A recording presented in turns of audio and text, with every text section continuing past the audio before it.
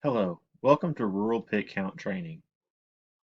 How to pit count in rural areas. Check every road in your designated county. You and your partner will be designated a county. Use your app to your advantage. This app will have a map on it. You'll be placing markers where you find that you need to count people and use that app to your advantage with keeping up with where you are in your county. Um, Your spotter is going to be very important in this aspect. They're also going to be your navigator.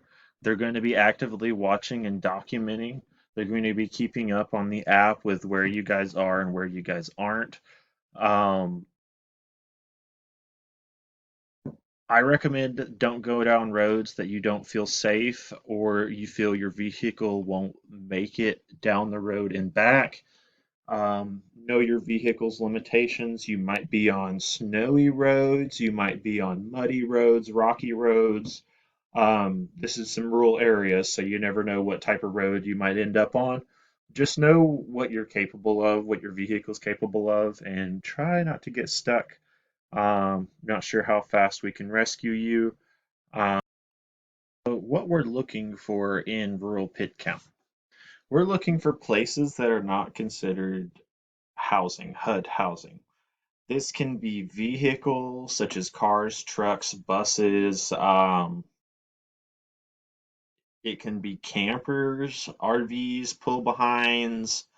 Um, you got to be careful with your camper choice. If it's a camper that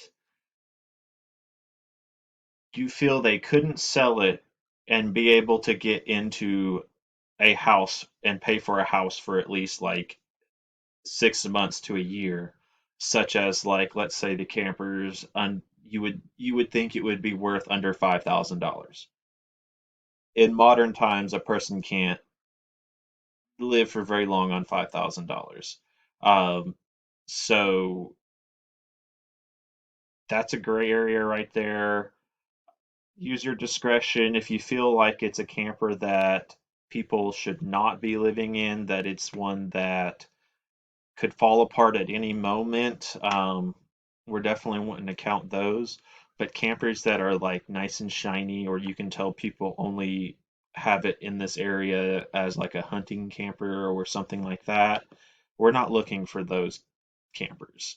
But you will probably see a lot of campers that have tarps on them, campers that clearly are not hooked up to electricity or water, um, stuff like that. Campers that you feel like people should not be living in, those are the ones we want to count. Basically, we're talking about any place that lacks the essentials such as water and electricity.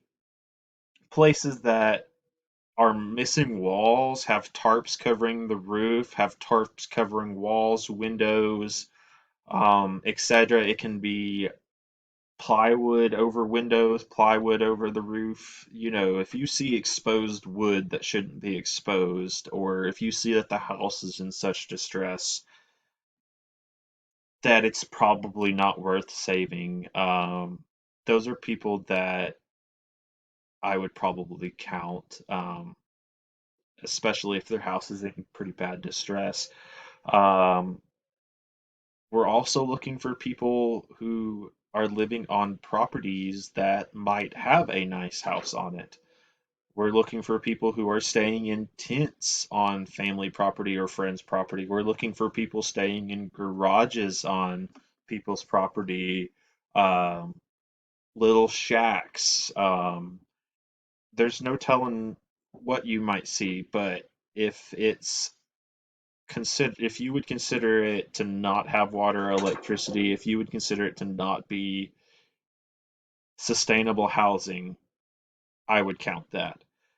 Um, and make sure that these places are being currently occupied, uh, because we're going into a lot of rural areas that might have hunters that use these properties for just short periods of the year, and their places might look pretty run down, but you can kind of tell that no one's been in these places because of maybe leaves are all over the porch and the driveway is covered in leaves, or you can tell that no one's driven up that driveway in a long time, or no one, you can see that nothing is there at that house whatsoever. These are places that you probably wouldn't want to count. Just kind of signs of occupation of places. Uh, So I'm gonna ask that we all please respect the local populations that we're going to be interacting with. Please try to stay off private property. It could possibly happen as an accident. I understand that sometimes you may need to turn around down on a dead end road that you didn't realize was dead end, or you've gotten so far down a road and realized you can't make it any further. I understand needing to turn around in someone's driveway or ending up in someone's driveway and all the way at somebody's house, because it does happen occasionally in these rural areas. Sometimes roads are people's driveways. You just gotta treat people with respect whenever going into these places, but use these people and these local people to your advantage. They they hold a special knowledge of the area that we can't even begin to grasp, because they know all the local spot, or they should possibly know all the local spots that homeless people might be staying at, or if you explain the type of homelessness you're looking for, they might know houses that are run down or abandoned where people stay at. This is a big possibility in our rural areas. There's not very many tents. There's a lot more houses, campers, cars, buses. For watching my training video. Now everyone go out and have fun in your rural pit count.